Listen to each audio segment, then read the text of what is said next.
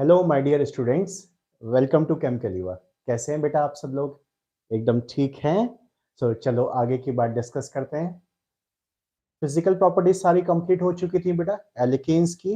हमने last lecture से chemical reactions भी स्टार्ट कर दिया था।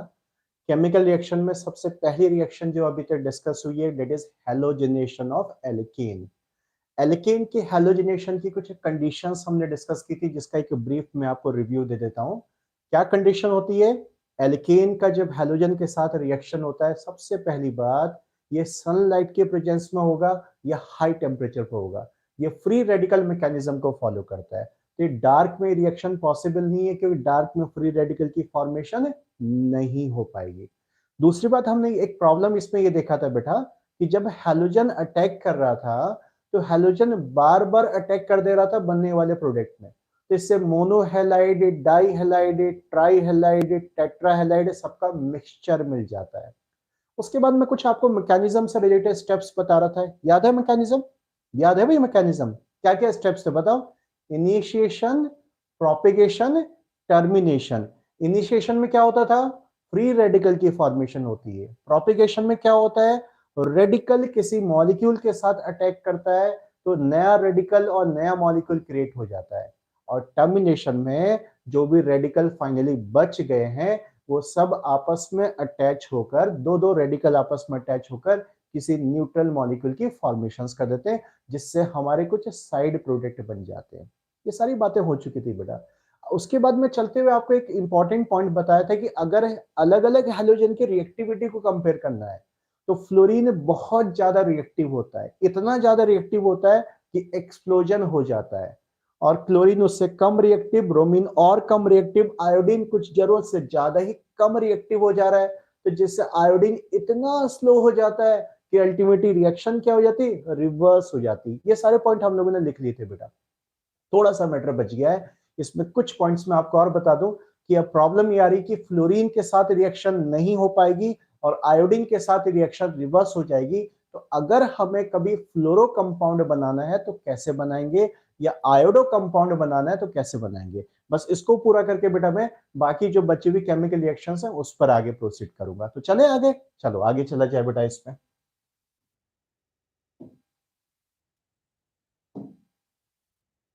किसी को कुछ पूछना है? पूछना है बेटा किसी को तो मैसेज करो, नहीं तो मैं आगे बढ़ रहा हूं इसमें। देखो हमारी बात हो रही थी ऑर्डर ऑफ रिएक्टिविटी की। ऑर्डर ऑफ रिएक्टिविटी की बात हो रही थी।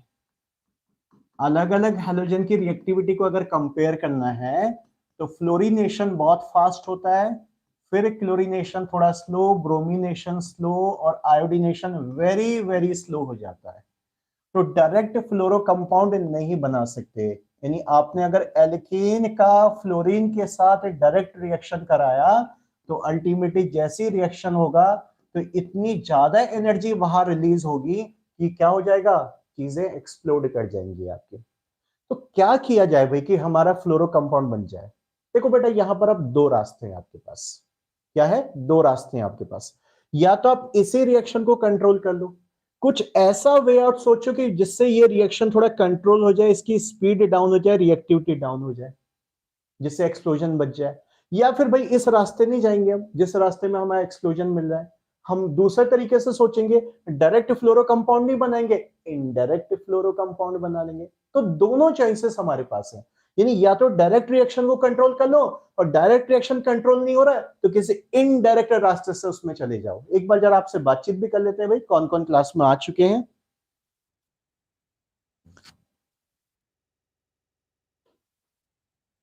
स्नेहा, उद्यत, रोहित, आकाश, सौरभ, इंद्रजीत, पवन, आलिया, अभिषेक, विजय।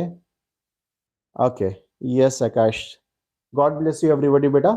चले तो डिस्कशन पे, चलो आगे इसमें डिस्कशन किया जाए। रेडी हैं सबके सब बेटा?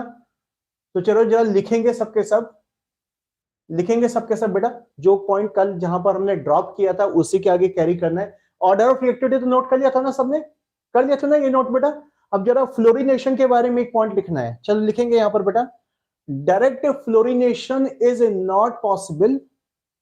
Direct fluorination is not possible under normal circumstances. Under normal circumstances, circumstances लिखा बेटा, direct fluorination is not possible under normal circumstances, but we can get, लिखो लिखो बेटा, we can get fluoro product, we can get fluoro product, fluoro F, fluoro product by following methods, by following methods। आगे dash करो इसके आगे बेटा। अब next line में फर्स्ट लिखेंगे, नेक्स्ट लाइन में फर्स्ट लिखेंगे, क्या फर्स्ट वे है हमारे पास, लिखेंगे बाय कंट्रोलिंग डायरेक्ट रिएक्शन, लिखो बाय कंट्रोलिंग, आप लिखो बेटा by controlling direct reaction, by controlling direct reaction, by controlling direct reaction, हम डायरेक्ट रिएक्शन को कंट्रोल कर सकते हैं। अब चलो यहां पर देखो, यहां पर देखो सबके सब क्या करेंगे बेटा, जो कुछ नहीं करना, एक छोटा सा इलाज ढूंढना है इसका, कि इस फ्लोरिनेशन को किसी इनर्ट गैस के एनवायरनमेंट में प्रोसीड कराओ। इनर्ट गैस, अरे पता है ना इनर्ट गैस क्या होता है, क्या होता है इनर्ट गैस, बोलो इनर्ट गैस क्या होता है। अरे noble gas, helium, neon, argon, krypton, ये सब इनर्ट गैस होती है। ये नाइट्रोजन भी इनर्ट गैस मानी जाती है। ये केमिकल रिएक्शन में पार्टिसिपेट नहीं करती हैं आपकी जो है, सो ये खुद भी पार्टिसिपेट नहीं करेंगी और दूसरे को भी पार्टिसिपेट करने से रोकेंगी। होते हैं ना कुछ ऐसे एलिमेंट होते हैं कि हम खुद भी नहीं पढ़ेंगे और दूसरे को भी नहीं पढ़ने देंगे, तो ये वैसा ही एलिमेंट है आपका इनर्ट गैस। कोई भी इनर्ट गैस मिला दो उस कंटेनर में जिसमें आपने फ्लोरीन और एल्केन का रिएक्शन कराने जा रहे हो, पहले से जो नाइट्रोजन मिला के रखो, नाइट्रोजन का एनवायरनमेंट क्रिएट करके रखो। तो नाइट्रोजन क्या काम करेगा ना बेटा, कि वो गैस इनके सराउंडिंग में ऐसा एनवायरनमेंट क्रिएट कर देगा कि इनकी रिएक्टिविटी थोड़ा स्लो डाउन हो जाती है।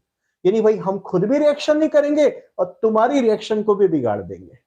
तो बिगाड़ दिया तो अच्छा काम है, यहां पर कम से कम रिएक्शन कंट्रोल रहेगी। तो बस एक सिंपल सा एक छोटा सा इलाज इसका है।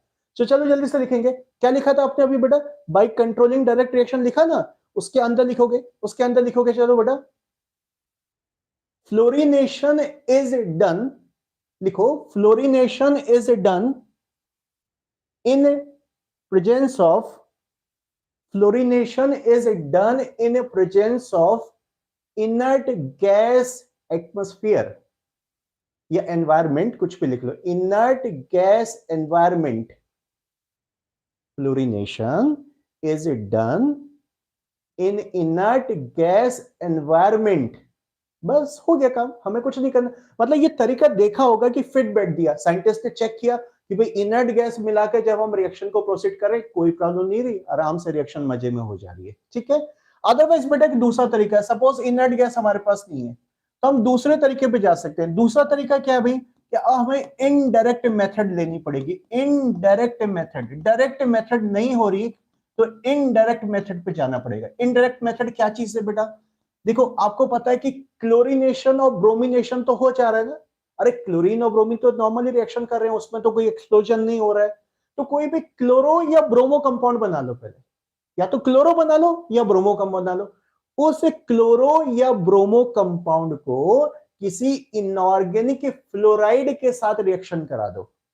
क्लोरो या ब्रोमो कंपाउंड को किसी इनऑर्गेनिक फ्लोराइड के साथ रिएक्शन करो। देखो मैं क्या कर रहा हूं, देखो देखो देखो देखो, यहां पर मैंने सपोज करो कि बेटा आपका कोई क्लोरो कंपाउंड बना दिया, इसमें तो कोई प्रॉब्लम नहीं CH3Cl बनाने में, क्लोरीनेशन आराम से हो जाएगा। इसकी रिएक्शन किसी इनऑर्गेनिक फ्लोराइड के साथ करा दे, जैसे HgF2 के साथ करा दो, सोडियम फ्लोराइड के साथ करा दो, कुछ भी ऐसा कुछ मेटल फ्लोराइड दे दिया उन्होंने तो समझ जाना वो इनऑर्गेनिक फ्लोराइड है। तो ये रिएक्शन में होता है क्या ना बेटा, बेसिकली ये सिंपल एक इनऑर्गेनिक का रिएक्शन है। इसमें ये जो हैलोजेंस है वो इंटरचेंज हो जाते हैं, एक्सचेंज हो जाते हैं। बस हैलोजन एक्सचेंज मेथड भी इसको कहा जाता है। क्या होगा हैलोजन एक्सचेंज से, Cl की जगह F आ जाएगा, F की जगह Cl आ जाएगा, कहानी खत्म, हमें तो अपने से मतलब है। तो देखो क्या हो गया कि CH3Cl की जगह F आ जाएगा, यहाँ पर हैलोजन इंटरचेंज हो जाते हैं। मैं उसकी मैकेनिज्म पे नहीं जा रहा हूं कि सर ये कैसे होता है, ये मत पूछना, ये कभी डिस्कस करना तो फिर कहां जाके करेंगे हम। अब कुछ तो हैलाइड के टॉपिक के लिए छोड़ दो बेटा, वहां पर डिस्कस कर लेंगे बात कैसे होता है, ठीक है। अभी फिलहाल रिएक्शन याद कर लो डायरेक्ट। तो फ्लोरीन Cl की जगह पे आ गया, Cl इधर चले गया, HgCl2 अलग हो गया आपका। सो ये रिएक्शन है इनडायरेक्ट मेथड, इनडायरेक्टली बनाना, इसको कह सकते हो आप halogen exchange method, halogen exchange method, exchange method. चलो जरा नोट कर लो, नोट कर लो, नोट कर लो, इनडायरेक्ट मेथड, बस और क्या करना है, ये नोट कर लो जो बोर्ड पे लिखा हुआ है, नोट कर लो ऐसे ही इसको बेटा, हैलोजन एक्सचेंज मेथड, नोट करो जल्दी से, थोड़ा फास्ट करो बेटा, ठीक है। एल्केन का जो रिएक्शंस बची बेटा आज हमें पूरा करना है।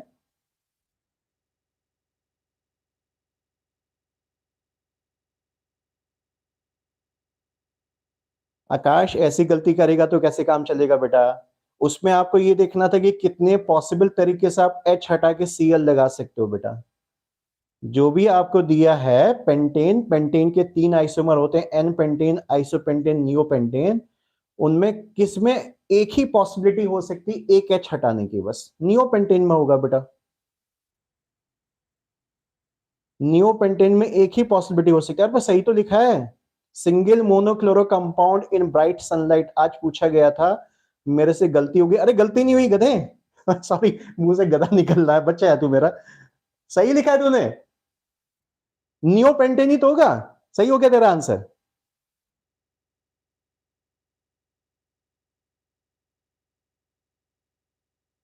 अच्छा क्या था ये, साइक्लोपेंटेन का था क्या? अच्छा, अरे यार मैंने भी फॉर्मूला नहीं देखा, मुझे लगा कि तू कुछ पेंटेन क्या लिख रहा है, साइक्लोपेंटेन में तो हाँ, फिर साइक्लोपेंटेन में तो कुछ और बनेगा। यस यस यस, हाँ हाँ हाँ, मुझे लगा कि वो नॉर्मल पेंटेन है, देखो मैंने भी गलती कर दिया। हाँ स्नेहा बेटा, बैलेंस वगैरह कुछ करने की जरूरत नहीं है, ऐसा कुछ नहीं होता, ऑर्गेनिक में सब रिएक्शन चलती है, बैलेंसिंग क्या है, ये डबल हो जाएगा बस, कोई जरूरत नहीं है बस, ठीक है। अच्छा, इस इनडायरेक्ट हैलोजन एक्सचेंज मेथड को जिस साइंटिस्ट ने बताया था बेटा, उस साइंटिस्ट के नाम पर भी इस रिएक्शन का नाम है, इस रिएक्शन को कहा जाता है स्वार्ट्स रिएक्शन, स्वार्ट्स या स्वार्ट्ज रिएक्शन कुछ कहते हैं, एस या जेड दोनों सही है, स्वार्ट्स रिएक्शन। इस रिएक्शन का बाय नेम मतलब साइंटिस्ट के नेम पर स्वार्ट्स है, वैसे मेथड को हैलोजन एक्सचेंज कहते हैं, ये नहीं कि सर वो ऊपर क्या लिखा है, वो तो मेथड के टेक्निक को हमने नाम दे दिया हैलोजन एक्सचेंज, लेकिन पर्टिकुलर इस रिएक्शन का नाम होता है, यानी क्लोरो को फ्लोरीन से इंटरचेंज कराने का जो तरीका है उसको कहते हैं स्वार्ट्स तरीका, स्वार्ट्स रिएक्शन, ये भी नोट कर लो बेटा, नोट कर लो। रेनू मैंने बैलेंस नहीं किया बेटा, Cl1 है तो 2 कैसे हो गया बेटा, बैलेंस नहीं किया, बैलेंस कर ले बच्चा, बैलेंस की जरूरत नहीं है। हाँ आकाश C5H11Cl, हाँ हाँ हाँ, मतलब उसमें फिर नियो बनेगा बेटा, साइक्लो में नहीं हो ऐसा होगा, यस। चलो आगे चलो बेटा। अच्छा ऐसी जो जरा किसकी प्रॉब्लम है, आयोडीनेशन की प्रॉब्लम, उसको भी डिस्कस कर लेते हैं, आयोडीनेशन की प्रॉब्लम को भी डिस्कस कर लेते हैं। आयोडीनेशन, आयोडीनेशन में क्या हो रहा है, देखो रिएक्शन तो हो रहा है, देखो देखो आप सबके सब यहां फोकस करो, लिखना बंद करो, जैसे एल्केन का अपने आयोडीन के साथ रिएक्शन कराया बेटा, तो CH3I प्लस HI बना, एक H रिप्लेस होके I आ गया, लेकिन ये दोनों कंपाउंड जो है रिवर्स रिएक्शन दे देते हैं, आगे नहीं मिल पाता इनको I जो है, तो रिएक्शन रिवर्सिबल आ जा रही है, यानी कहना ही कि बहुत ज्यादा स्लो हो जा रहा है, ये इरिटेटिंग हो जा रहा है, कंपाउंड जो प्रोडक्ट बना वापस आ जा रहा है, तो अल्टीमेटली आयोडो कंपाउंड आपको सही से मिल ही नहीं पाएगा इसमें। तो इसमें भी क्या कर सकते हो, इसमें भी दोनों तरीके आपके पास, या तो डायरेक्टली कुछ ऐसा तरीका निकालो जिससे फॉरवर्ड रिएक्शन होती रहे, बैक रिएक्शन को हम रोक दें, यही तो सोचना पड़ेगा।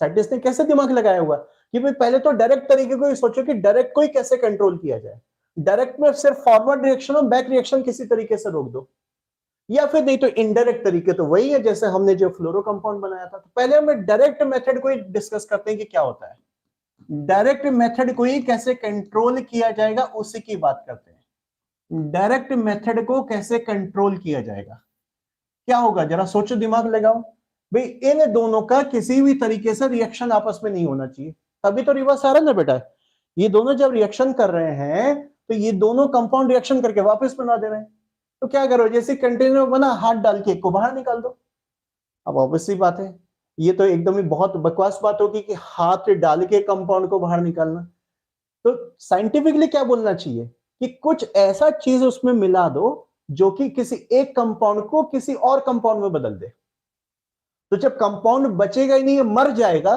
या किसी और में चेंज हो जाएगा तो अल्टीमेटली रिवर्स रिएक्शन होगी नहीं बेटा। तो रिवर्स रिएक्शन रोकने का तरीका यही है कि बनने वाले कंपाउंड जो HI जो इसको डिस्टर्ब कर रहा है, इसे बैक अटैक कर रहा है, इसको हटा दो यहां से। तो देखो साइंटिस्ट ने क्या इलाज ढूंढा, बोले एक काम करो कि इस मिक्सचर में कोई भी ऑक्सीडाइजिंग एजेंट मिला दो, ऑक्सीडाइजिंग एजेंट मिला दो, जैसे HgO मिला दो, मर्क्यूरिक ऑक्साइड मिला दिया हमने, HgO ऑक्सीडाइजिंग एजेंट। भाई क्या करेगा, ऑक्सीडाइजिंग एजेंट इस HI को ऑक्सीडाइज करके देगा I2 में, आयोडीन बना देगा। दो पर्पस पूरे हो गए। कौन से दो पर्पस, जरा दिमाग लगाओ यहां पर। पहली बात तो HI टूट गया, खत्म हो गया। HI तो तोड़ने के हजार रास्ते थे उनके पास, लेकिन उन्होंने देखो कैसे दिमाग लगाया, इसी को कहते हैं साइंटिस्ट का दिमाग। बोले HI को ऐसी चीज में कन्वर्ट कर दिया जो वेस्ट भी नहीं होगी। क्यों वेस्ट नहीं होगी, क्योंकि आयोडीन कहां काम आ जाएगी, फिर से फॉरवर्ड रिएक्शन के लिए काम आ जाएगी। यानी HI बना, I2 बना, फिर वापस रिएक्शन, तो ये फॉरवर्ड फॉरवर्ड ही होती जाएगी, आयोडीन वेस्ट भी नहीं हो रही, आगे की रिएक्शन में काम आ रही है। तो रिएक्शन अपनी अच्छी तरीके से फॉरवर्ड फॉरवर्ड फॉरवर्ड होती रहेगी। आप ये दिमाग लगाया उन्हें कि चीजें हट भी जाए, लेकिन हट के वेस्टेज भी नहीं होना चाहिए। जो भी नया कंपाउंड बन रहा है वो हमारे यूटिलाइजेशन में आ जाए, हमारे यूज में आ जाए। तो समझ गए बात बेटा। तो चलो ऐसे लिख लो, ऐसे लिख लो। और क्या लिखना है इसमें बेटा, लिखना स्टेटमेंट में तो इतना लिखो, oxidising agent is added, oxidising agent is added, लिख दो, रिएक्शन लिख दो। बैलेंस बैलेंस कुछ नहीं कर रहे बेटा, बैलेंस की कोई नीड नहीं होती कहीं भी।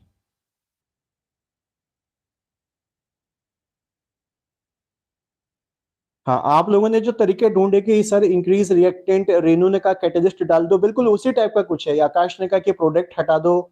यस आकाश, ली चैटर प्रिंसिपल, हाँ उसी चीज का यूज किया है यहाँ पर जो है। यस, I2 अभी और कंटिन्यू करेगा रिएक्शन, करेक्ट बेटा, यस।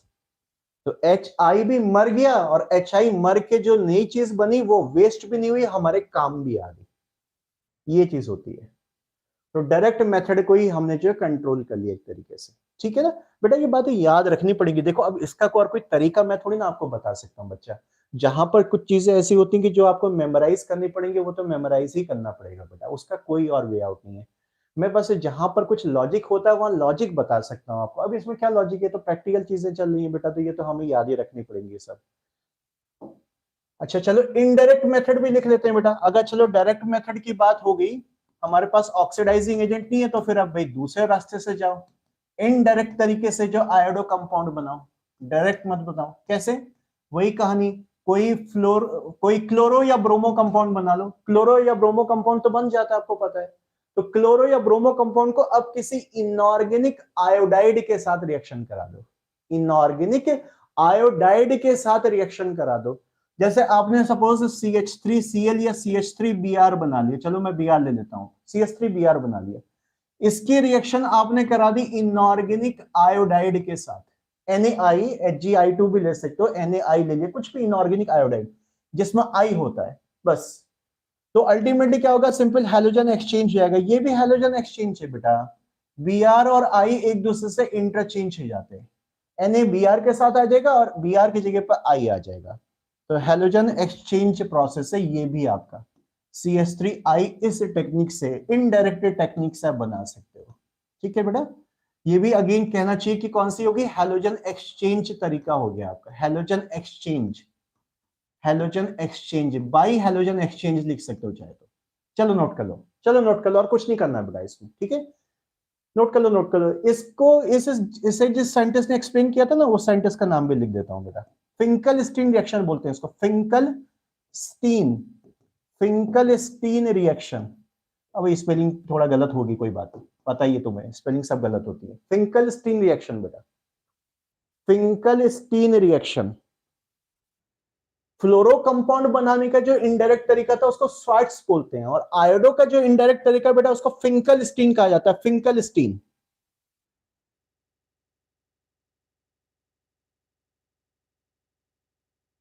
नहीं रेनू बेटा, रिड्यूसिंग एजेंट काम नहीं आएगा। रिड्यूसिंग तो HI के अंदर ऑलरेडी जो रिड्यूस्ड स्टेट में है बच्चा, तूने ये रिडॉक्स वाले चैप्टर किया था टेंथ बेटा। HI पहले से जो है रिड्यूस्ड कंडीशन में पड़ा हुआ है बेटा, उसको ऑक्सीडाइज ही किया जा सकता है, उल्टा नहीं जा सकते बेटा। चलो चलो चलो। चलो भाई, इसमें बहुत डिस्कशन हो गया बेटा, काफी बड़ा चले गया पढ़ाने को, तो अभी भी इसमें बहुत सारी बातें मेरे दिमाग में आ रही हैं। ठीक है, वो अब उतना सारा कुछ नहीं, काफी कुछ हो गया बेटा इसमें। अब चलो इसको थोड़ा सा क्लोज करो, वाइंड अप करो इस रिएक्शन को बेटा, रिवाइज जरूर कर लेना, काफी कुछ हो गया है। आगे चलते हैं, नेक्स्ट केमिकल रिएक्शन पे चलने हैं बेटा। नेक्स्ट केमिकल रिएक्शन है हमारे पास, सेकंड है ना ये, हाँ अभी तो एक ही हुआ है। सेकंड केमिकल रिएक्शन है नाइट्रेशन। नाइट्रेशन, हेडिंग दो बेटा जल्दी से, हेडिंग दो, हेडिंग दो। सेकंड केमिकल रिएक्शन है नाइट्रेशन, यानी नाइट्रिक एसिड के साथ रिएक्शन होगा। नाइट्रिक एसिड के साथ रिएक्शन होगा। नाइट्रेशन, हैलोजनेशन में हैलोजन के साथ रिएक्शन, नाइट्रेशन में नाइट्रिक एसिड के साथ रिएक्शन, सल्फोनेशन में जो है सल्फ्यूरिक एसिड के साथ रिएक्शन हो जाएगा। तो नाइट्रेशन में रिएक्शन विद नाइट्रिक एसिड, इसको आप कह सकते हो it is reaction with nitric acid. Nitric acid, nitric acid के बेटा वेपर्स लेते हैं, थोड़ा गर्म होना चाहिए नाइट्रिक एसिड, वेपर्स फॉर्म में अटैक करता है। Vapour reaction with nitric acid, vapours reaction with nitric acid, nitric acid. हाँ नहीं बेटा आकाश, बेटा नाइट्रेटिंग एजेंट यहां नहीं चाहिए होता बेटा, ये आप जो बात बोल रहे हैं ना बच्चा, HNO3 H2SO4 का मिक्सचर, बेटा ये उसमें चलता है, एरोमेटिक में चलता है बेटा, नाइट्रेटिंग मिक्सचर बोलते हैं। एल्केन में खाली नाइट्रिक एसिड बस हाई टेम्परेचर पे रिएक्शन होता है, क्योंकि एल्केन जो मोस्टली रिएक्शंस देते हैं बेटा वो रिप्लेसमेंट रिएक्शंस हैं, फ्री रेडिकल वाली रिएक्शन है। बॉन्ड टूटेगा तो रेडिकल बनेगा, क्योंकि इलेक्ट्रोनेगेटिविटी कार्बन कार्बन या कार्बन हाइड्रोजन की ऑलमोस्ट सेम है बेटा, तो ये हाई टेम्परेचर पर रिएक्शंस होती है। तो कंपाउंड पहले से वेपर स्टेट में होना चाहिए, काफी गर्म स्टेट में होना चाहिए, कहने का मतलब ये है बेटा। ठीक है, और किसी फैक्टर पे आपको ध्यान देने की जरूरत नहीं बेटा, मेन है बस नाइट्रिक एसिड पे ध्यान दो, नाइट्रिक एसिड पे ध्यान दो बस।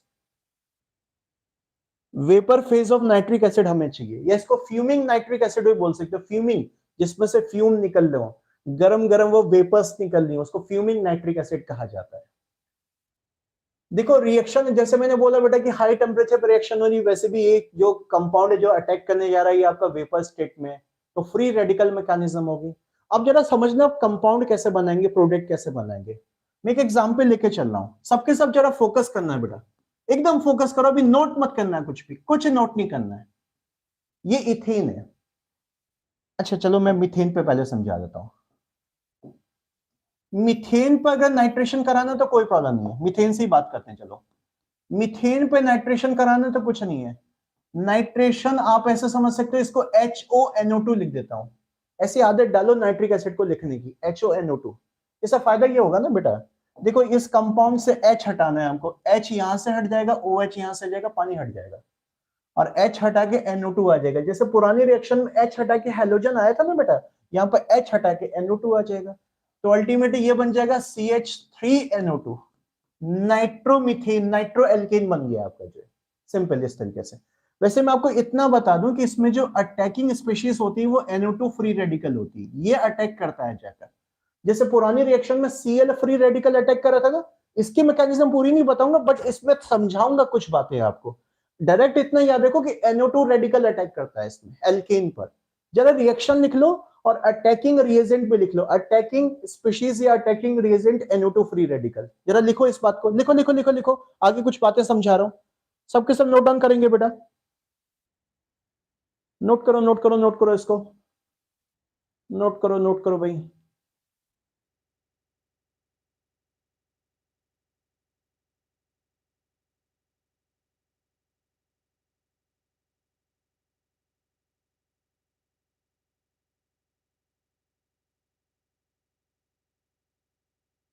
नोट किया बेटा, स्क्रीन थोड़ा सा वो हो रहा है ना, क्या हो रहा है आज फिर से इसमें।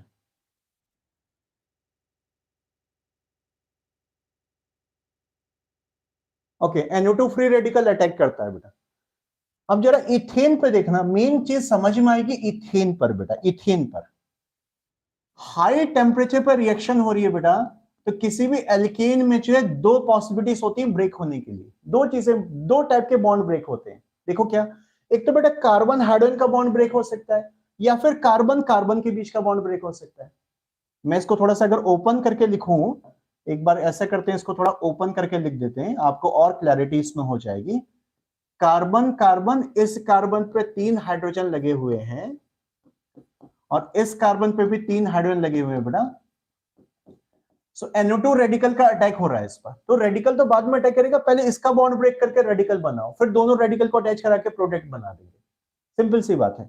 सो मैंने क्या बोला बेटा इसमें कि इस कंपाउंड में जो है हमारे पास, या किसी भी एल्केन में, दो टाइप की पॉसिबिलिटीज हो सकती है। या तो कार्बन और हाइड्रोजन के बीच का बॉन्ड ब्रेक होगा, या कार्बन कार्बन का भी बॉन्ड ब्रेक हो सकता है। दोनों ऑलमोस्ट ऑलमोस्ट इक्वल प्रोबेबिलिटी रखते हैं बेटा। अगर कार्बन और हाइड्रोजन, किसी भी एक हाइड्रोजन को हटा देता हूं, सपोज इसको हटा दी, इसका बॉन्ड ब्रेक किया, तो इसका बॉन्ड ब्रेक करके इस कार्बन की वैलेंसी टूट गई, यहां पर कार्बन पर रेडिकल बनेगा, इस पर NO2 आके अटैक कर देगा, तो इससे आपका प्रोडक्ट बन जाएगा CH3। ये वाला CH3 तो ऐसे रहा, ये है CH2 और इस पर NO2 आके कनेक्ट हो गया। कोई प्रॉब्लम? नोट नहीं करो, पेन डाउन करो, पेन डाउन करो, बिल्कुल यहां पर फोकस करो जो समझा रहा हूं। H हटा के NO2 लगा दिया बेटा। दूसरी बात मैंने ये बोली बेटा कि कार्बन कार्बन के बीच का भी तो बॉन्ड ब्रेक हो सकता है। फिर से एक बार लिख लेते हैं इसको, देखो कार्बन कार्बन के बीच का भी बॉन्ड ब्रेक हो सकता है। CH3 सिंगल बॉन्ड CH3, तो ऐसा भी हो सकता है कि भाई कार्बन कार्बन के बीच का बॉन्ड में से ये वाला बॉन्ड ब्रेक हो जाए। सो ये बॉन्ड अगर ब्रेक होगा तो इससे बनेगा क्या, चलो मैं पहले बता देता हूं बनेगा क्या। ये लेफ्ट साइड वाला CH3 रेडिकल, राइट साइड वाला CH3 रेडिकल बनेगा, ठीक है ना। दोनों CH3 बन गए, दोनों पे NO2, दोनों एक ही बन गए, एक ही बात है, प्रोडक्ट एक ही बनेगा, और किसी एक से रिएक्शन आगे कैरी कर लेंगे, तो अल्टीमेटली क्या बन जाएगा इससे, जब इन पर हम जो NO2 रेडिकल का अटैक कराएंगे, NO2 रेडिकल जब अटैक करेगा तो CH3NO2 बन जाएगा। यानी आपने जो क्या करना है बेटा कि जो कंपाउंड दिया उसमें सारी पॉसिबिलिटी चेक करनी है। पहले एक एक करके H चेक करता है, इसका H तोड़ा तो क्या बना। ऐसा भी तो हो सकता है अच्छा ए से कार्बन का H टूट जाता है। अगर ए से कार्बन का H टूटता बेटा तो बात वही पड़ती, चाहे इसका तोड़ो चाहे इसका तोड़ो, दोनों सिमेट्रिकल चीज है, इसलिए मैंने किसी एक का तोड़ के प्रोडक्ट बना लिया। लेकिन आगे जैसे जैसे एल्केन बड़े होते जाएंगे, बड़े होते जाएंगे, तो आपको क्या करना है बेटा, साइड वाले कार्बन से एक एक करके H तोड़ना। पहले साइड वाले कार्बन का H तोड़ के प्रोडक्ट बनाना, फिर नेक्स्ट कार्बन के H तोड़ के प्रोडक्ट बनाना, फिर नेक्स्ट कार्बन के H तोड़ के प्रोडक्ट बनाना। अगर रिपीट हो जा रहा तो छोड़ देना, जब तक रिपीट नहीं हो रहा H तोड़ते जाना, NO2 लगाना, मतलब एक ही NO2 लगाना एक H तोड़ के। जब H सारे के सारे पॉसिबल H टूट जाते हैं तो फिर कार्बन कार्बन पे पहुंचना। इस कार्बन कार्बन का बॉन्ड ब्रेक किया, सपोज करो कि ये कार्बन नंबर 1 है, ये कार्बन नंबर 2 है, तो ब्रेक करके दो रेडिकल बनाना, दोनों पे NO2 लगा देना, देखना प्रोडक्ट क्या बन रहा है। फिर करना C2 और C3 कार्बन का बॉन्ड ब्रेक करना, वैसे इसमें तो दो ही कार्बन है, आगे वाले में आएगा। C2 C3 का बॉन्ड ब्रेक करना, उससे दो रेडिकल बनाना, NO2 का अटैक करा के प्रोडक्ट बना देना। समझ में आ गई बात। ये इतने सारे प्रोडक्ट बनेंगे, इसमें चेक करना पड़ेगा बेटा। अभी देखो इथेन में क्या बन रहा है, इथेन में तो दो ही प्रोडक्ट बन रहा है और कुछ बन रहा है। इथेन में तो बस यही दो पॉसिबिलिटी है, एक तो बन गया नाइट्रोइथेन और एक बन गया नाइट्रोमिथेन भी बन गया इसमें आपका। नाइट्रोइथेन और नाइट्रोमिथेन हमारे पास बन गया। ये नोट कर, चलो ये नोट कर लो सबके सब, अब नोट कर लो, नोट करो नोट करो, इसको नोट कर लो बेटा।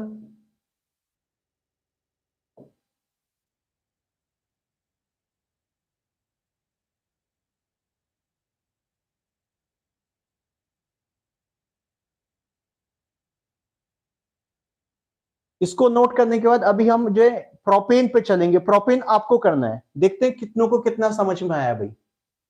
ये नोट कर लिया है बेटा, तो चलो आगे का कंपाउंड प्रोपेन है। ये एग्जाम्पल हो गया एक आपका, सेकंड एग्जाम्पल हो गया इथेन के साथ।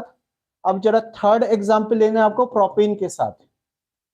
3 कार्बन का एल्केन आपके पास है।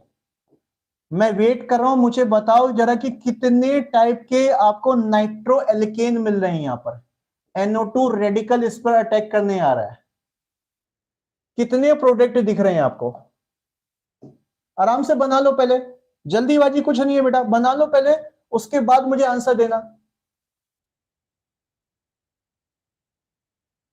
कितने टाइप के आपको जो इसमें प्रोडक्ट दिखाई दे रहे हैं।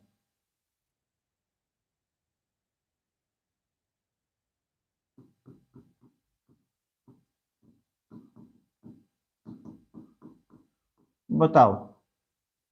पहले क्या करोगे, एक एक करके H हटाना शुरू करो। पहले फर्स्ट कार्बन का H हटाओ बेटा, प्रोडक्ट बनाओ।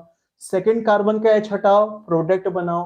थर्ड कार्बन का H हटाओ, प्रोडक्ट बनाओ। फोर्थ कार्बन का हटाओ, प्रोडक्ट बनाओ। तो जितने भी कार्बन आपको दिख रहे हैं, पहले H हटा के प्रोडक्ट बनाओ। जब H सब खत्म हो जाए तो फिर कार्बन कार्बन का बॉन्ड ब्रेक करो, उससे एल्काइल रेडिकल बना के प्रोडक्ट बनाओ।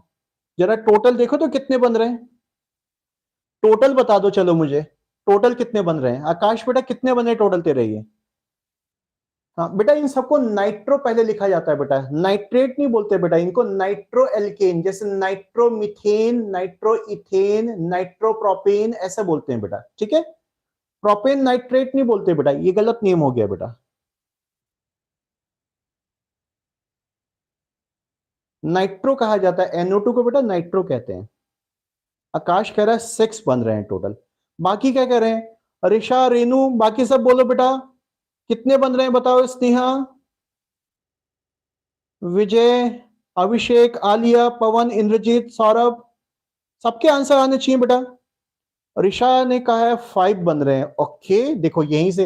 रेनू 4 करी, और अच्छी बात है। लाफ्टर कर रहा है 4, क्या बात है देखो। अरे कभी तो सेम आंसर दे लिया करो तुम लोग जो है। बाकी क्या कह रहे हैं, मुझे बनाना ही पड़ेगा, इसका मतलब ना तुम लोग ऐसे काम करते हो कि मुझे बनाना ही पड़ेगा। देखो भाई, आप लोग फिर से अपना अपने चेक करो, मैं भी यहां पर बना रहा हूं, मुझे बताना मैंने कुछ गलती तो नहीं करी। स्टार्ट करूं मैं? देखो, मैं सपोज मैं पहले इस फर्स्ट कार्बन का यहां से H हटाता हूं, इसका H हटाता हूं, तो मेरे पास बनेगा 3 कार्बन और इस पर NO2 लग जाएगा। मैं अभी H नहीं लगा रहा हूं, ठीक है, एक ये बनेगा।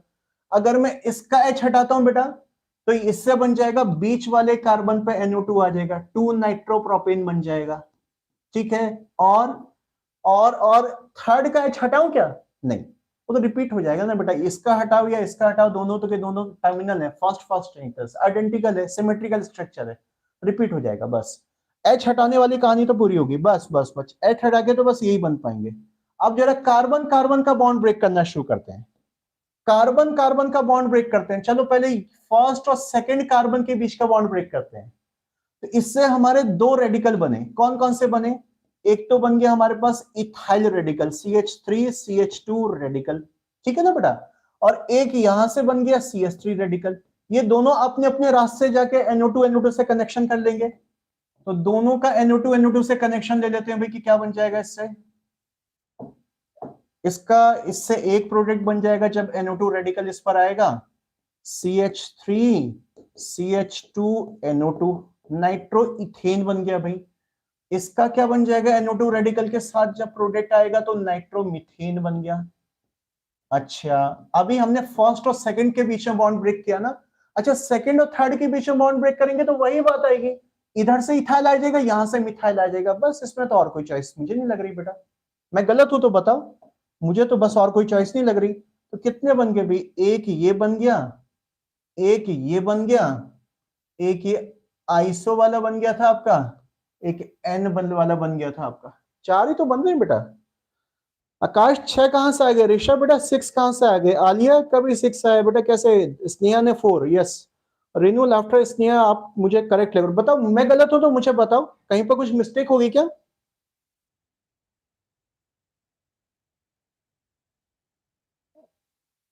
अच्छा अच्छा अच्छा अच्छा अच्छा, नहीं बेटा एक्चुअली में इस रिएक्शन में उस टाइप की, मतलब स्टेप अप रिएक्शन बेटा इसमें नहीं हो पाती है आकाश बेटा।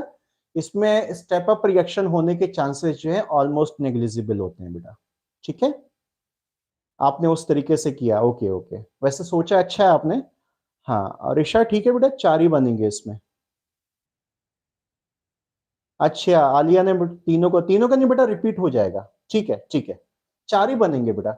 आकाश बेटा ठीक है, आपने वैसे अच्छा सोचा बेटा, बट इसमें नहीं, वही बात है ना बेटा, आप केमिस्ट्री सब प्रैक्टिकल में जो आया हमें वो चीज पढ़नी है, तो इसमें बेटा वो स्टेप अप वाला प्रोसेस नहीं हो पाता। इसमें बस जितना कार्बन का एल्कीन दिया उसी से या उससे कम कार्बन वाले नाइट्रो बन जाते हैं बेटा इसमें, ठीक है। अच्छा, अब ये आ गया समझ में, तो अब फटाफट देखो इसका एक तरीका बताऊं मैं, एक तरीका क्या लग रहा है आपको, तरीका क्या होगा इसमें, क्या रट्टा मारेंगे? नहीं कोई रट्टा नहीं, बकवास है, फिर वही बात आती है कि रटने से कहानी गड़बड़ होती है। अब चलो ब्यूटेन बताना, तो ब्यूटेन ब्यूटेन ब्यूटेन, फटाफट बताओ, चलो देखते हैं भाई आंसर किसका करेक्ट है। अब तो बता दो, ब्यूटेन से कितने बनेंगे बताओ, चलो ब्यूटेन से कितने बनेंगे, ब्यूटेन से कितने बनेंगे, एच लगा लेना बेटा, एच लगा लेना, एच लगा लो, एच लगा लो। अब गलत मत करना, रिपीट वाला मत लेना बेटा, आधे स्ट्रक्चर के बाद दूसरी साइड से रिपीट होना शुरू हो जाता है। अच्छा, स्नेहा का आंसर पहला आया, 4 कह रही है, ओके। बाकी क्या कह रहे हैं भाई, ऋषा ने 4 बोला है, पक्का पक्का पक्का, कच्चा कच्चा, पक्का ना, सही है। अच्छा, आकाश कह रहा 5, आकाश का ज्यादा ही आता है, आकाश कह रहा 5। अरे यार तुम लोग बार बार देखो, अब मुझे भी देखना पड़ेगा भाई, मुझे कोई रटा हुआ थोड़ी ना कि कितने बनेंगे। यहां से हटाऊं तो 1 बन जाएगा, यहां से हटाऊं तो 2 बन जाएगा, आगे फिर रिपीट हो जाएगा। ओके, अब इस कार्बन कार्बन के बीच में ब्रेक करेंगे तो 2 और बन गया, 2 तो ये बन गए थे, प्लस आपके पास प्रॉप और मेथ वाले 2 ये बन जाएंगे। यहां से हटाऊं तो एक एथ वाला बन जाएगा। बेटा 5 आ रहे हैं, समझे या मैं समझाऊं, समझाना पड़ेगा क्या।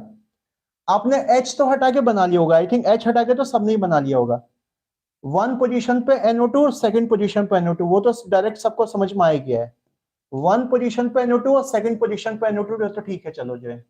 कार्बन कार्बन वाला बॉन्ड आप लोग ब्रेक गलत कर रहे हैं, जिसके 4 आ रहे हैं बेटा, मुझे 5 लग रहा है, आकाश करेक्ट लग रहा है इसमें। देखो 1 2 3 4 इस पर NO2 आ गया, ठीक है भाई। 1 2 3 4 इधर सेकंड वाले पे NO2 आ गया, बस अब तो रिपीट हो जाएगा ना, ठीक है। अब कार्बन कार्बन तोड़ते हैं बेटा, जब कार्बन कार्बन बॉन्ड तोड़ोगे बच्चा, तो पहले फर्स्ट और सेकंड कार्बन के बीच का बॉन्ड तोड़ो तो क्या बन रहा है, कार्बन कार्बन के बॉन्ड टूटने से 2 बनते हैं, यहां से प्रॉप और यहां से मेथ वाला बना, दिख रहा है ना बेटा, 2 बन जाएंगे इससे।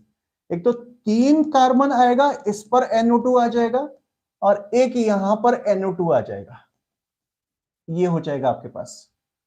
अब अगर हम इस कार्बन यदि सेकंड और थर्ड कार्बन के बीच में ब्रेकिंग करेंगे तो और एक आएगा बेटा, और एक आएगा, देखो देखो देखो देखो, 1 2 3 4, फिर से लिखता हूं इसको।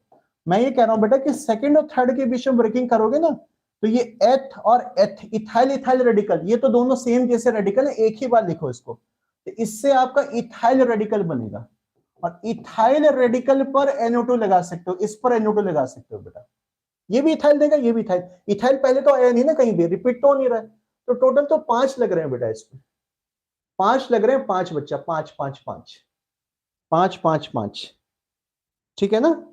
आकाश ने करेक्ट बोला, लेफ्टर भी करेक्ट 5 बेटा, और रेनू बेटा करेक्शन कर लो, 4 नहीं 5 बनी गए। स्नेहा ऋषा करेक्ट है बेटा, समझ गए आप लोग। रेनू क्या कह रही सर, 3 वाला कार्बन बॉन्ड ब्रेक नहीं होगा बेटा, अब देख C2 C3 के बीच में हो गया, आगे करेगी तो फिर से रिपीट हो जाएगा, फिर से इस साइड में 3 आ जाएगा, इस साइड में 1 आ जाएगा, वो तो यही हो गया आपका। तो कार्बन कार्बन बस 2 ही ब्रेक हो सकते हैं, या तो फर्स्ट और सेकंड के बीच में ब्रेक हो सकता है, या सेकंड और थर्ड के बीच में ब्रेक हो सकता है बेटा, और नहीं, और तो रिपीट हो जाएंगे ना बच्चा, रिपीट हो जाएगा बेटा। तो एनीवेज आपको समझ में आ गया ना प्रोडक्ट बनाना नाइट्रेशन में। तो ये नहीं कि नाइट्रेशन आ गया बस एक पे टिक करके आ गए, इतना मिक्सचर मिलता है, और मिक्सचर को रट्टा क्यों मारना है बताओ, समझ में कितना इजी है, कुछ भी नहीं है इसमें ऐसा बेटा। तो चलो आगे चले, बहुत हो गया बहुत हो गया, अब इसमें खैर बहुत हो गया, आगे चला जाए बेटा। मतलब देखा जाए तो मैकेनिज्म का ही थोड़ा सल्फोनेशन, तो डिस्टर्ब हो रहा है क्या बेटा क्लास बीच में, लेक्चर स्टॉप्ड,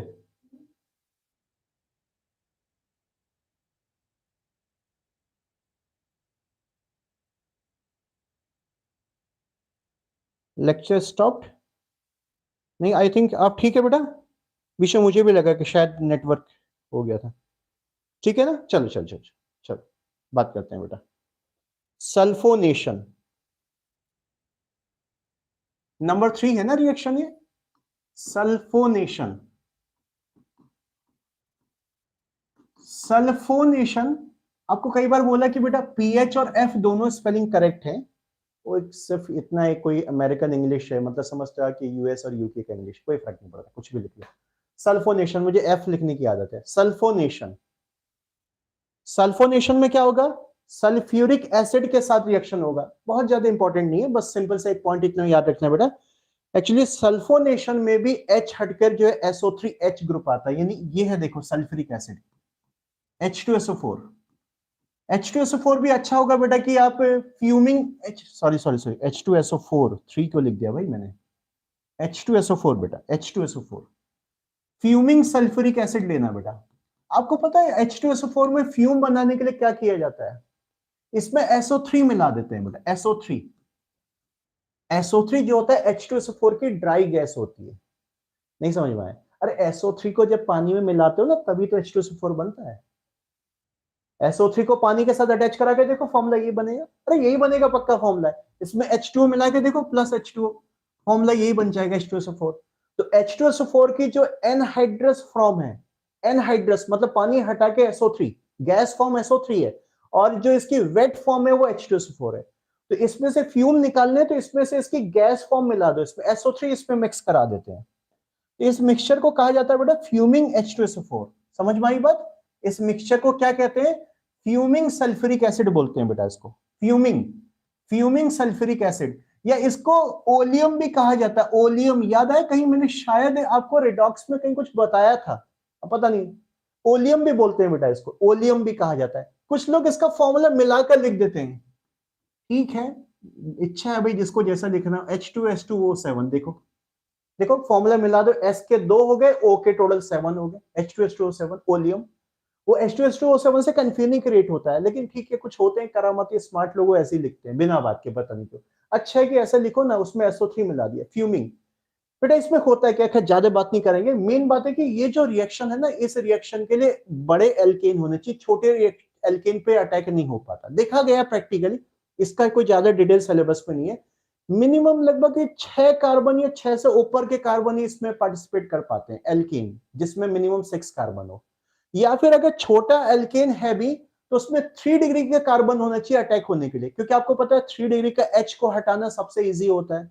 अरे 3 डिग्री के H की रिएक्टिविटी फास्ट होती है, 2 डिग्री का H उससे स्लो हटेगा, 1 डिग्री का उससे स्लो हटेगा। क्यों हटेगा? रेडिकल बना के देख लो, 3 डिग्री का फ्री रेडिकल, 2 डिग्री का फ्री रेडिकल, 1 डिग्री का फ्री रेडिकल, किसके बॉडीगार्ड्स ज्यादा होंगे? समझने वाले मेरी बात समझ होंगे, हाइपर कॉन्जुगेशन। तो ये बात याद रखना बेटा, ये जितनी भी रिएक्शंस चल रही है ना, अगर H के हटाने की बात करें तो 3 डिग्री का H यानी 3 डिग्री के कार्बन पे जो H होता है वो जल्दी से रिप्लेस होता है, फास्ट रिएक्शन देता है, फास्टेस्ट देता है।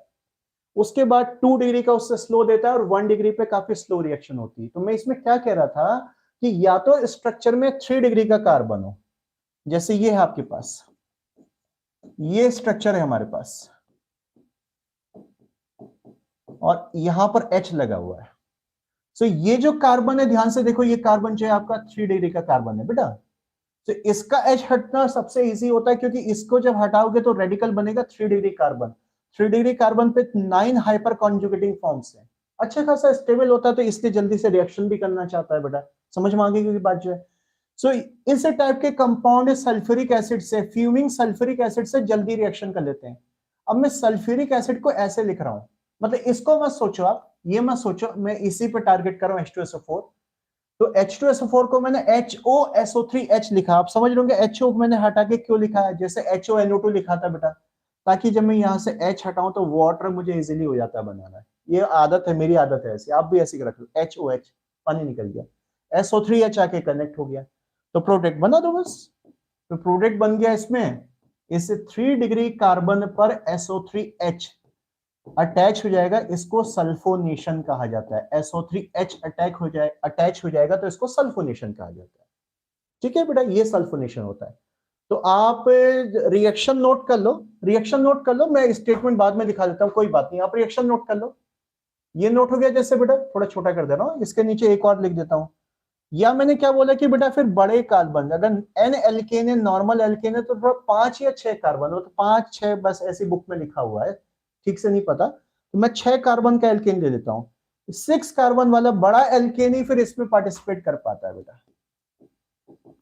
बड़े वाले एल्केन ही इसमें पार्टिसिपेट करके प्रोडक्ट बना पाएंगे। ये चीज है, ये बहुत इंपॉर्टेंट रिएक्शन नहीं है, इसके बारे में ऐसा कुछ क्वेश्चन मैंने कभी देखा तो है नहीं, लिख लो बस ऐसे आप।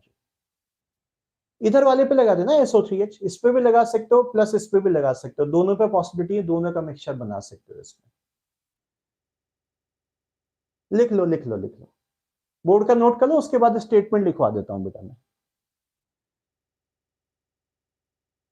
आकाश बेटा इस चैप्टर की सारी जो मैकेनिज्म है ना वो फ्री रेडिकल मैकेनिज्म है बच्चा, क्योंकि एल्केन जो है आपको पता है कि बहुत कम रिएक्टिव होते हैं। एल्केन की रिएक्टिविटी बहुत डाउन है बेटा, बहुत ज्यादा डाउन है, लीस्ट रिएक्टिव कंपाउंड है ये आपके जो है, सैचुरेटेड कंपाउंड है। तो इन पे जो है हमें जबरदस्ती बॉन्ड तोड़ना पड़ता है। ये सारी रिएक्शन इनकी हाई टेम्परेचर पर ही होती है बेटा, वेपर स्टेट या हाई टेम्परेचर पर होती है। तो जब वेपर स्टेट या हाई टेम्परेचर पर होंगे तो नेचुरल सी बात है, आपको पता फ्री रेडिकल मैकेनिज्म होगा।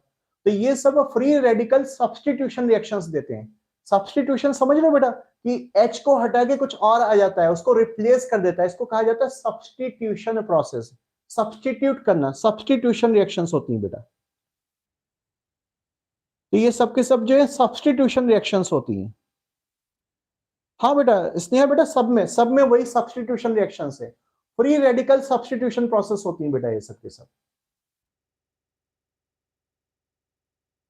हाँ बेटा आकाश, हाँ लास्ट वाले में मिक्सचर बना दो बेटा, क्योंकि इसमें वैसे तो होना चाहिए अटैक 2 डिग्री पे ज्यादा अच्छा होगा, आपको पता है 3 के बाद 2 डिग्री।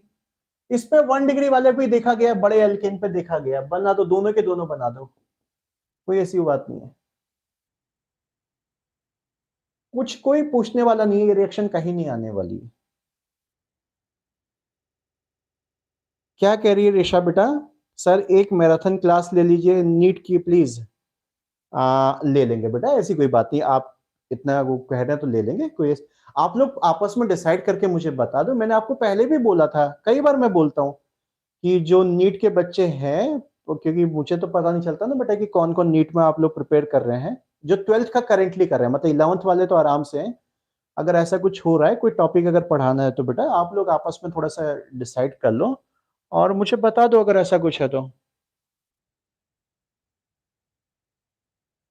आकाश बेटा इसमें कंफ्यूज मत होना, वैसे तो मैं बताऊं आकाश होता क्या है, जो हायर एल्केन है ना बेटा, मेन तो इसमें यही देखा गया कि बस साइड वाले से एनो साइड वाले पे SO3H अटैक कर पाता है, बस साइड वाले पे अटैक करके खत्म कर देता है कहानी।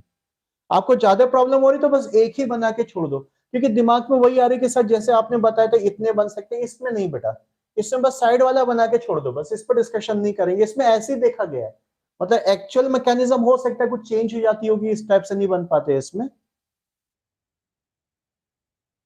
हाँ स्नेहा भाई बेटा, मेजर माइनर मैं नहीं बोल पाऊंगा इसमें, मेजर माइनर कुछ नहीं बोलेंगे, ठीक है बच्चा, क्योंकि जब चीजें क्लियर नहीं है तो गलत नहीं बताऊंगा बेटा मैं कुछ भी। रेनू पूछी कि मैराथन, मैराथन में बेटा मतलब इसका कहने का मतलब है, ऋषा कह रही है कि सर मतलब जल्दी से कोई एक क्लास, हमारी बड़ी क्लास लेकर हमें कुछ इंपॉर्टेंट टॉपिक बता दीजिए, वो ये कह रही है। देख लो बेटा, आप लोग डिस्कशन कर लो, और वो ग्रुप से बेटा मुझे ना आप लोग का, मैंने आपको कम्युनिकेट भी किया था बेटा, वो मेरी मजबूरी बन गई था। आपको पता है अभी 3 दिन पहले क्या हुआ था? मतलब मुझे बात नहीं करनी चाहिए, वैसे तो आप मेरे बच्चे ही हो बेटा, बट स्टिल क्योंकि आपके साथ मेरा एक रिलेशन बन चुका है, कुछ बड़े गलत एलिमेंट आ गए बेटा हमारे उस ग्रुप में, जो हमने टेलीग्राम ग्रुप बना रखा है। आपको शायद नहीं पता होगा, मैं तो रात के 2-2 बजे 3-3 बजे उठ के जो देखता रहता हूँ, किसने कितनी बदतमीजी वाली बातें लिख रखी थी, मैं बोल नहीं पाऊंगा बेटा जो है। अच्छा वो हुआ, उसके बाद फिर किसने क्या किया कि अपना ऐड डाल दिया उस पर, फिर किसी ने कुछ लिखा, नीट वाले बैच में भी किसने कुछ लिखा था बेटा। मतलब मैं अभी 2-3 दिन पहले इतना परेशान हो गया, मुझे बहुत बुरा लगा ये चीज देख के कि मैं एक टीचर हूं और ये लोग ऐसा कर रहे हैं। मुझे पता मेरे स्टूडेंट कोई भी ऐसा नहीं कर रहे, कुछ ना कुछ कोई बाहर से एंटी सोशल एलिमेंट होते हैं ना बेटा, वो जबरदस्ती दूसरे को परेशान करने आते हैं, वो ग्रुप में आ गए हैं बेटा। अब वो ये ना ग्रुप सबके लिए ओपन कर रखा था, अब वो तो मैंने आपको प्रॉमिस किया हुआ था। आगे जो ग्रुप बने हुए आपको पता है बेटा, वो बैचेस के वाइज बने हुए, तो जिसको लेना बेटा, जैसे यूट्यूब स्टूडेंट, देखो मैं अपने मुंह से कभी नहीं बोलता है ऐसा, सॉरी बेटा, मैंने कभी नहीं बोला कि आप कौन सा बैच लो, आप सब जानते हो, फ्री बैच भी आपके सामने है, बाकी बैचेस भी हैं, तो आपको जो भी मन करता है उसके हिसाब से बेटा फिर मैंने ग्रुप वगैरह बना रखे हैं बेटा। तो उस ग्रुप में मैंने आपके साइड का जो कम्युनिकेशन है वो स्टॉप कर दिया बेटा, मजबूर हो गया था मैं, मतलब इतना परेशान हुआ मैं अभी, शायद ये कब की बात है, संडे या सैटरडे की बात है बेटा जो है, बहुत ही मतलब क्या बोला जाए। एनीवेज चलो, होता रहता है। अब आपकी बात सही है कि सर हम डिस्कशन कैसे करें। आप लोग आपस में नीट वाले स्टूडेंट अगर डिस्कशन करना चाहते हैं तो मैं एक काम करूंगा, थोड़ी देर के लिए उसको अनब्लॉक कर दूंगा। मैं देखता हूँ नाइट में जो है उसको थोड़ी देर के लिए अनब्लॉक कर देता हूँ, कल तक अनब्लॉक। अब फिर अगर उसमें कोई बदमाशी करेगा बेटा तो वो फिर से मुझे करना पड़ेगा। अगर मुंह से गंदा वर्ड निकल रहा है ऐसा बोलना नहीं चाहिए, तो मैं थोड़ी देर के लिए उसको अनब्लॉक कर दूंगा क्लास के बाद, ठीक है। आज आप लोग आपस में डिस्कशन कर लेना फटाफट कि कौन कौन नीट वाला भी किसको जो है स्पेशल क्लासेस चाहिए, मैं दे दूंगा, कोई ऐसी बात नहीं बेटा, कर लेंगे उसको। हाँ रेनू बेटा, रेनू मैंने तो बेटा 2-3 लोगों को तो उस दिन ब्लॉक भी किया बेटा। मतलब एक को ब्लॉक किया तो वो तुरंत दूसरे वाले ग्रुप में आ गया, उसने दोनों ग्रुप ज्वाइन कर रखे थे, दूसरे वाले ग्रुप में भी उसने कुछ भेजा, उसको ब्लॉक किया, फिर पहले वाले ग्रुप में किसी और ने डाल दिया, वो पता नहीं 2-3 लोग होंगे ऐसे जो है। तो फिर मुझे लगा कि यार अब बंद करो, चलो कोई बात नहीं, मैं कर दूंगा बेटा, ठीक है, मैं एक दिन के लिए आप लोगों को परमिशन दे दूंगा उसकी। चलो चलो चलो चलो, आ जाओ आ जाओ आ जाओ बेटा, इसको आगे ले ले थोड़ा सा, सल्फोनेशन की बातें खत्म हो गई। बेटा ये लिखना चाहोगे क्या, लिखोगे इसको, लिख लो लिख लो, लिखा नहीं ना हमने शायद बेटा। लिखो, नॉर्मली सल्फोनेशन अकर्स, लिखो बेटा, normally sulphonation occurs at higher alkane, at higher alkane having having minimum 6 carbon, having minimum 6 carbon, having minimum 6 carbon, और any alkane, लिखो बेटा, और any alkane having 3 degree H, having 3 degree H for replacement, 3 degree H for replacement, 3 degree H for replacement।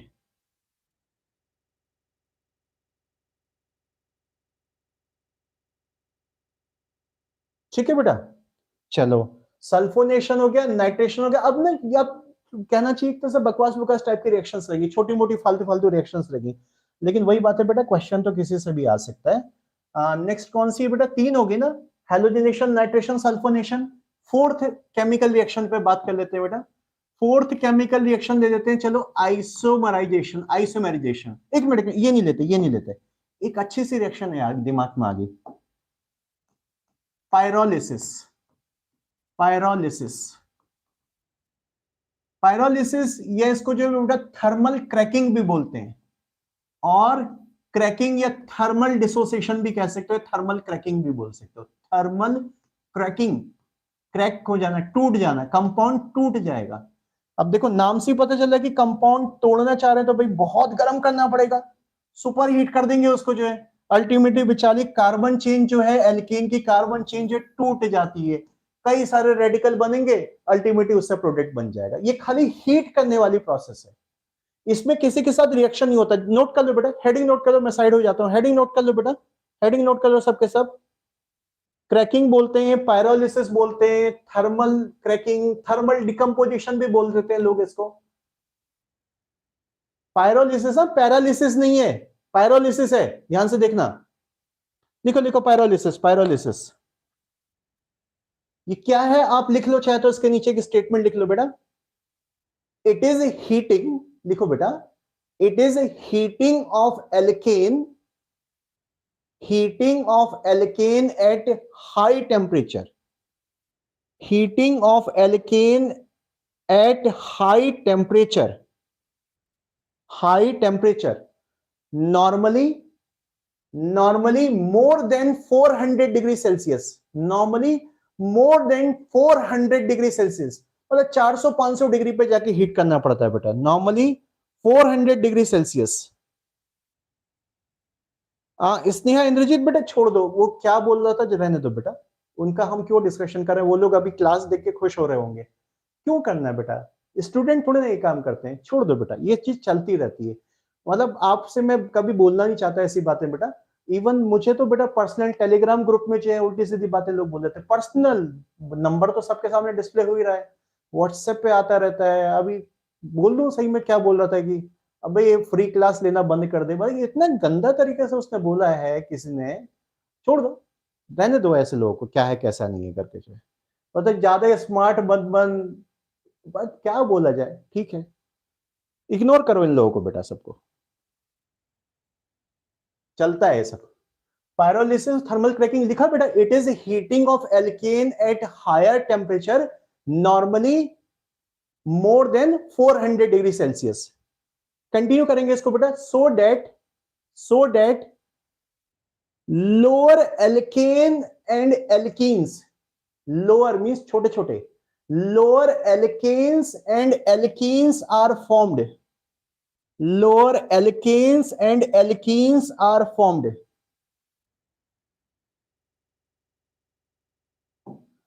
देखो देखो बेटा, देखो आप सबके सब जरा ध्यान देना यहां पर। अब वही बात जैसे अभी बताया था ना आपको, NO2 का अटैक उसी टाइप का लगभग लगभग है, लेकिन इसमें अटैक नहीं हो रहा, एल्केन ही खुद को एडजस्ट करेगा। देखो कैसे एडजस्टमेंट करेगा, ये हमारे पास एल्केन है बेटा, इथेन से मैं स्टार्ट कर रहा हूं क्योंकि मीथेन पे नहीं लग पाएगा बेटा, मीथेन में तो कार्बन ही एक है, उसको तोड़ के क्या करोगे बेचारा, एक ही कार्बन है, एटम थोड़ी ना तोड़ दोगे किसी का, मॉलिक्यूल थोड़ी ना तोड़ दोगे, कम से कम 2 कार्बन, कार्बन के चेन होनी चाहिए, ये है हमारे पास। सो तोड़ने के क्या क्या रास्ते हमारे पास हैं भाई, तोड़ने के हमारे पास रास्ते हैं कि हम एक एक करके वही चीज करते हैं, या तो H टूटेगा या कार्बन कार्बन के बीच में बॉन्ड टूटेगा। पता है ना आपको, जो हम हीट कर रहे हैं 400 500 डिग्री सेल्सियस पे, सब फोकस करो बेटा, नोट नहीं करना, 400 500 पे। तो हमारे पास 2 चॉइसेस हैं कि भाई या तो कार्बन के H तोड़ दो, जैसे इसका H टूट गया तो क्या बनेगा, देखो इसका H टूटने से बनेगा CH3 CH2 free radical. Correct हूं ना मैं बेटा, कहीं गलत हो तो बोलना, आपको पता है अब जो ये बन गया, या इसका H तोड़ोगे तो वही रिपीट हो जाएगा, इसमें तो कोई बात नहीं है। तो आगे के जब कंपाउंड आएंगे हायर एल्केन, तो उसमें एक एक करके H तोड़ के पहले रेडिकल्स बनाने हैं आपको। इतनी बात समझ में आ गई। अब इस रेडिकल में क्योंकि कोई और नई चीज तो अटैच होने आ नहीं रही इसकी वैलेंसी पूरी करने के लिए, तो इसको खुद ही मैनेज करना पड़ेगा। कैसे, अरे इसको हाइपर कॉन्जुगेशन आता है, अरे फ्री रेडिकल में हाइपर कॉन्जुगेशन जिंदाबाद, फ्री रेडिकल में हाइपर कॉन्जुगेशन जिंदाबाद। हाइपर कॉन्जुगेशन क्या करता है, यहां से एक H हटता है ना, याद है ना, ये H हटता है, यहाँ पर डबल बॉन्ड बन जाता है, हटा दूं डायरेक्ट, हटा दूं ना डायरेक्ट, जो ये ओपन करके दिखाना पड़ेगा हाइपर कॉन्जुगेशन। तो यहां से जो -H रेडिकल अलग हो जाएगा और ये एल्कीन में कन्वर्ट हो जाएगा, CH2 डबल बॉन्ड CH2 बना देगा।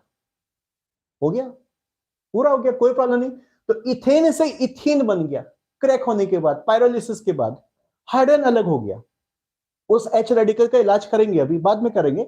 अच्छा, इसका H हटाऊंगा तो वही बात पड़ेगी, चलो H तो हटा दी। अब कार्बन कार्बन को ब्रेक करके देख लेते हैं। देखो कार्बन कार्बन को ब्रेक करेंगे तब क्या होगा बेटा, कार्बन कार्बन की अगर ब्रेकिंग करते हैं, जैसे इस एग्जांपल की बात हो रही है, CH3 सिंगल बॉन्ड CH3, हमने यहां से ब्रेक कर दिया, तो बेटा इसका रेडिकल इसके साथ और इसका रेडिकल इसके साथ बन गया, ठीक है ना बच्चा।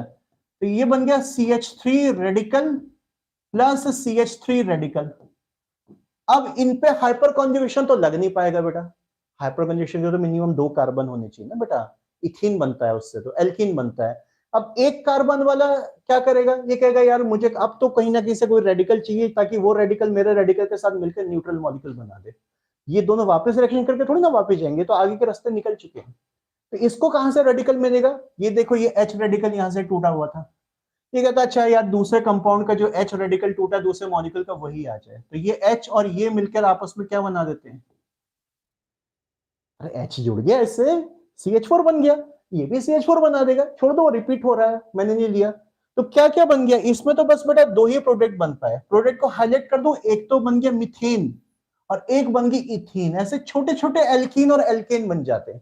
हो सकता है कुछ H वगैरह फिर भी बच जाए, तो एक ऐसे करके ना प्लस करके हाइड्रोजन भी दिखा देना, मैनेज कर देना, बैलेंस नहीं करना, मैनेज कर देते हैं। हाइड्रोजन कुछ बच गए होंगे, H रेडिकल इधर उधर से निकले होंगे मे बी, तो H2 भी बना के दिखाते हैं, हाइड्रोजन भी निकलती हुई देखी जाती है इसमें।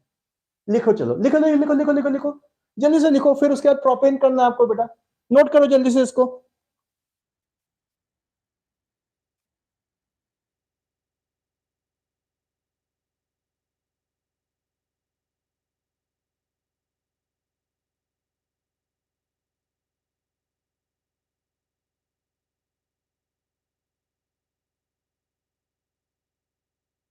नोट किया बेटा,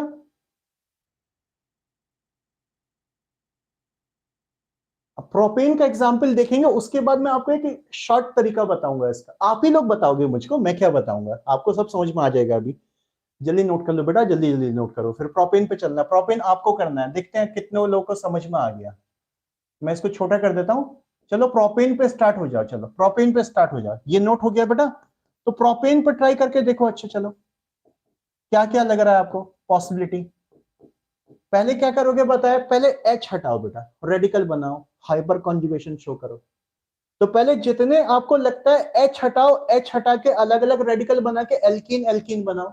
ठीक है, जब H हट जाए तो फिर कार्बन कार्बन के बीच में बॉन्ड तोड़ो। देखो उससे जो रेडिकल बनेगा उस पर भी हाइपर कॉन्जुगेशन दिखाओ। मतलब सब पर हाइपर कॉन्जुगेशन दिखाना। मेरी बात सुनो सुनो सुनो सुनो, सब पर हाइपर कॉन्जुगेशन दिखाना। बस आपको कहीं पर लगता है एक कार्बन का रेडिकल आ रहा है मिथाइल, उससे मीथेन बना देना, क्योंकि उस पर एल्कीन नहीं बन सकता। तो अकेला मीथेन बनता है, बाकी सब एल्कीन एल्कीन एल्कीन बनते हैं बेटा। बनाओ, शाबाश शाबाश, स्टार्ट हो जाओ, स्टार्ट हो जाओ, स्टार्ट हो जाओ। चलो चलो चलो, स्टार्ट हो जाओ, इस पर स्टार्ट हो जाओ।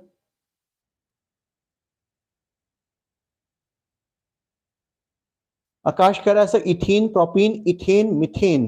बेटा आकाश बच्चा, ना बेटा सिर्फ मिथेन बोलना, मिथेन के अलावा बेटा कोई एल्केन नहीं देखा गया, बाकी सब हाइपर कॉन्जुगेशंस एल्कीन में कन्वर्ट होते हैं बच्चा।